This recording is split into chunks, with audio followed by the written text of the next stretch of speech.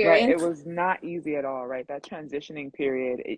And I think a lot of athletes, professional athletes, can probably speak to this. And I can't speak on behalf of other people, but it's a space that gets really lonely and you get really Mm, down because you're trying to sit and make this transition into the corporate world, nonprofit world. You're trying to get people to understand, look, hey, I have value. And instead of saying, well, not instead, most of the time they'll look at your resume and say, but where?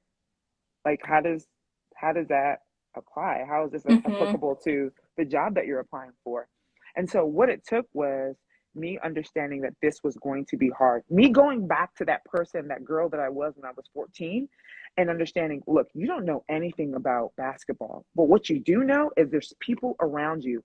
There is a team around you that's willing to support you and equip you with the tools you need to be successful. And so that was the mindset I went back to. I think a lot of athletes will finish their careers and think, all right, I paid my dues, so now I get this. No, it's just like you were when you first started that game, right? You got to go all the way back to the start. You got to be really humble about it.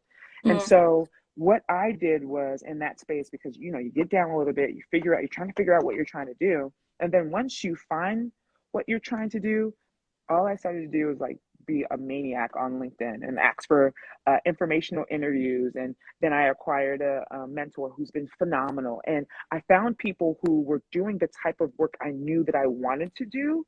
mm. It did not come easy. There were a lot of jobs that I would be in, and I'd be like, okay, understand that this is the stepping stone to the next part of your life. You need to go through that.